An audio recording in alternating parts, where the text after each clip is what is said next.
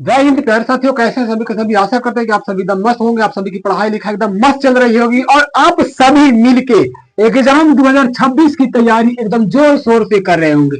Exam 2026 को एकदम तोड़ने के चक्कर में लगे होंगे। लग रहा होगा कि कैसे एकदम एग्जाम में कैसे भी करके फर्स्ट लाए, कैसे भी 380 आए, 700 नंबर आए। टेंशन नहीं लेना है, आएगा, सब नंबर आएगा। बिल्कुल भी टेंशन नहीं लेना है।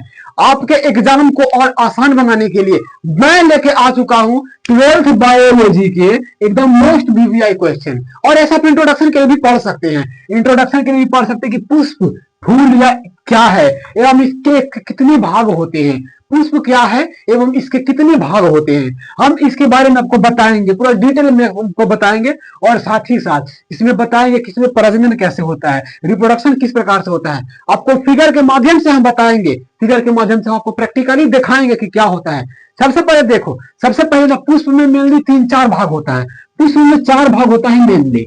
तो सबसे पहला जो भाग होता है इसको हम बोलते हैं डंठल। सबसे पहला भाग होता है इसको हम बोलते हैं डंठल। ये जो भाग है नीचे वाला, जो नीचे देख रहा है हिस्सा, इसको हम बोलते हैं डंठल। अब डंठल के सहारे ही सारा पुष्प, डंठल के सहारे ही सारा पुष्प अपने पौधे से या अपने पेड़ से जुड़ा हुआ होता है जी। इसको हम, ये वाला जो भाग है यहाँ पे आप देख पाएंगे, ये वाला जो हिस्सा है, ये वाला हिस्सा को हम डंठल बोलते हैं, डंठल। और डंठल से आप थोड़ा सा आगे बढ़ेंगे, डंठल से आप थोड़ा सा आगे बढ़ेंगे तो मिलेगा आपको ये वाला हिस्सा, जो प्रत्येक फूल में हरा होता है, डंठल। सबसे पहले आप इधर देख सकते हैं, आप सबसे पहले देखेंगे तो ये वाला हिस्सा को यहाँ पे अगर आप देख पा रहे होंगे तो ये है, ये एक डंठल है।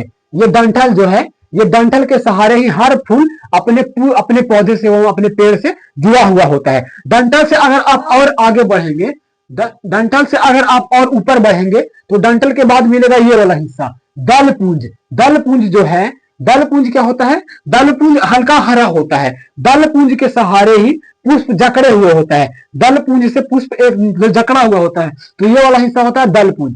दल पुंज प्रत्येक पुष्प में एक समान होता है, हर पुष्प में हरा होता है। डंठल के अगर आप ये वाला हिस्सा को देखेंगे तो ये वाला हिस्सा है जो दल पुंज है, ये वाला हिस्सा दल पुंज है, ठीक। दल पुंज ये वाला हिस्सा कहलाता है। अगर आप दल पुंज के बाहर आगे बढ़ेंगे, नीचे वाला जो हिस्सा है इसको हम बोलते हैं डंठल। अगर आप डंठल के ऊपर बढ़ेंगे, तब आप डंठल के ऊपर बढ़ेंगे तब आपको मिलेगा बाह्य दलपुंज, तब आपको मिलेगा बाह्य दलपुंज। बाह्य दलपुंज ये वाला हिस्सा है, बाह्य दलपुंज जो है वो ये वाला हिस्सा है। आप यहाँ पे बड़े वाले पुष्प में थोड़ा सा देखेंगे तो बाह्य दलपुंज को अगर आप देखेंगे तो बाह्य दलपुंज ये वाला हिस्सा है।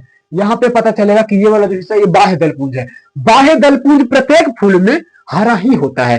बाह्य दलपुंज में ये वाला हिस्सा जो है वो बाह्य दलपुंज है। बाह्य दलपुंज हर फूल में हरा होता है। बाह्य दलपुंज के सहारे, बाह्य दलपुंज के सहारे दलपुंज टिका हुआ होता है। बाह्य दलपुंज ये वाला हिस्सा है बाह्य दलपुंज। बाह्य दलपुंज से अगर हम ऊपर आगे आएंगे तब आपको मिलेगा दलपुंज, तब आपको मिलेगा दलपुंज। बाह्य दलपुंज का कार्य क्या होता है कि दलपुंज को समेट के रखता है। बाह्य दलपुंज का कार्य क्या होता है कि दलपुंज को समेट के रखता है, दलपुंज को समेट के रखता है। उसके बाद अगर हम देखेंगे तब ये वाला हिस्सा अगर आप देखेंगे तो ये वाला हिस्सा पता चलेगा कि ये वाला हिस्सा जो है ये है दलपुंज। ये क्या है, दलपुंज। अब दलपुंज क्या होता है ना, दलपुंज प्रत्येक पुष्प में, दलपुंज प्रत्येक पुष्प में रंग बिरंग का होता है, अलग अलग रंगों का होता है। दलपुंज प्रत्येक पुष्प में अलग अलग रंगों का होता है। अलग अलग रंग का होता है मतलब हर फूल में आप देखेंगे तो किसी में गुलाबी होता है, किसी में नीला होता है, किसी में बैंगनी होता है, किसी में पीला होता है, किसी में हरा होता है। तो हर प्रकार का अपना अलग अलग होता है। अब इसका कार्य क्या होता है कि दलपुंज का कार्य ये होता है कि इसके आसपास से जो उड़ने वाले भावरे हैं, मधुमक्खियां हैं एवं कीड़ा, कोई तितली वगैरह है, तो उसको अपनी ओर आकर्षित कर ले, उसको अपनी ओर आकर्षित करके, उसको अपनी ओर आकर्षित कर ले। और अपनी ओर जैसे ही आकर्षित करेगी तो तितली आके ऊपर बैठ जाएगी। देखिए अब ये वाला हिस्सा क्या हो गया, दलपुंज हो गया। ये वाला हिस्सा हमारा दलपुंज हो गया। अगर आप दलपुंज के हल्का ऊपर बैठेंगे तो दलपुंज के बाद मुख्य रूप से 2 चीजें मिलती है। एक मिलता है आपको जायांग, एक मिलता है जायांग। जायांग यहाँ पे मिलता है, इसको हम बोलते हैं जायांग, जायांग। और एक इधर होता है पुमंग, ये होता है हमारा पुमंग, पुमंग। जायांग क्या होता है, पुमंग क्या होता है। तो जायांग होता है, जायांग होता है पुष्प में मादा भाग को जायांग कहा जाता है। पुष्प में मादा भाग को जायांग कहते हैं और पुष्प में नर भाग को पुमंग कहते हैं। नर भाग को पुमंग कहते हैं और जायांग किसको कहते हैं, मादा भाग को। पुष्प में 2 प्रकार का होता है, एक लिंगी पुष्प और द्विलिंगी पुष्प। हमारे पास ये जो पुष्प है ये द्विलिंगी पुष्प है, ये हमारे पास जो पुष्प है ये द्विलिंगी पुष्प है। इसमें क्या होता है देखिए, अब अगर आप यहाँ पे देखेंगे तो आपको ये वाला एक हिस्सा दिखने के लिए मिलेगा। ये वाला जो हिस्सा देखेंगे तो अगर हम इसको देखेंगे, हम इसको डंठल को हटा देते हैं, ठीक है, डंठल को हटा देते हैं। ये हमारा बाह्य दल पुंज है, ये जो हमारा हिस्सा है ये हमारा बाह्य दल पुंज है, ठीक। अब ये बाह्य दल पुंज को अगर आप हटाएंगे तब आपको मिलेगा यहाँ पे दल पुंज। अब आपको मिलेगा दल पुंज। अब जब दल पुंज को आप हटाएंगे, दल पुंज को जब आप हटाएंगे तो यहाँ पे अगर आप ध्यान से देखेंगे, दल पुंज को हटाने के बाद जब अगर हम ध्यान करेंगे तब आपको यहाँ पे 2-3 चीजें देखने के लिए मिलेगी। ये है हमारा दल पुंज के बाद के अंदर की संरचना। दल पुंज के ये अंदर आंतरिक संरचना है। दल पुंज के ये आंतरिक संरचना है। आंतरिक संरचना में देखेंगे तो आपको कहीं ना कहीं इस तरह से देखेगा एक फिटमेंट। फिटमेंट मतलब होता है तंतु या पुतंतु। पुतंतु के सहारे पराग कोष, पुतंतु के सहारे आपको दिख रहा होगा पराग कोष छोटा छोटा सा लगा हुआ है। पुतंतु के सहारे पराग कोष लगा हुआ है, इसको हम फिटमेंट कहते हैं। अब ये वाला जो हिस्सा है, मेनली जो हिस्सा है ये वार्तिका है। ये सबसे ऊपर वाला हिस्सा वार्तिकाग्र है, वार्तिकाग्र है। और ये जो नली आप देख रहे हैं, नली के संरचना देख रहे हैं, उसको हम बोलते हैं वर्तिका। और वर्तिका के नीचे एक हिस्सा होता है, वर्तिका के एक नीचे हिस्सा होता है, इसको हम बोलते हैं अंडाशय। किसी भी फल की प्राप्ति, जब कोई फल बनता है तो अंडाशय से ही बनता है। अंडाशय से ही कोई फल यहाँ से शुरू होता है, अंडाशय से फल बनता है। तो ये हमारा नीचे वाला हिस्सा है। यहाँ पे आपको छोटा सा थोड़ा तो दिख नहीं रहा होगा, लेकिन जैसे भी हो रहा है हम आपको दिखा ही रहे हैं कैसे भी करके। तो ये नीचे वाला जो संरचना है इसको हम अंडाशय बोलते हैं। और अगर आप देखेंगे तो वर्तिका से जो लिपटी हुई है, वर्तिका से जो लगी हुई संरचनाएं हैं, इस प्रकार से फिटमेंट है। फिटमेंट के सहारे जो हमारा पराग कोष अटका हुआ है। अब पराग कोष में देखेंगे तो पराग कोष में अब देखो ये जो हिस्सा है, ये जो आप हिस्सा देखेंगे तो इसको हम जयांग बोलते हैं। ये वाला हिस्सा को अगर आप अलग करेंगे तो इस प्रकार से एक संरचना बनेगी। इस प्रकार से आपकी संरचना बनेगी, ये संरचना बनेगी। यहाँ पे अंडाशय है, ये है जो ये जो है फीमेल है, ये जायांग हो जाता है, ये जायांग होता है। और इस प्रकार से आपको देखेंगे तो आपको पता चलेगा ये हमारा पुमंग होता है। पुमंग में मतलब क्या होता है, पुमंग में जायांग के 3 हिस्से होते हैं। जायांग के 3 हिस्से, वर्तिका, वर्तिकाग्र और अंडाशय। जायांग के 3 हिस्से, वर्तिकाग्र, वर्तिका और अंडाशय। पुमंग के 2 हिस्से होते हैं। पुमंग के 2 हिस्से कौन, परागकोष और फिटमेंट। फिटमेंट मतलब पुतंतु या तंतु, फिटमेंट मतलब होता है तंतु या पुतंतु। परागकोष के 2 हिस्से, पुमंग के 2 हिस्से, परागकोष और पुतंतु।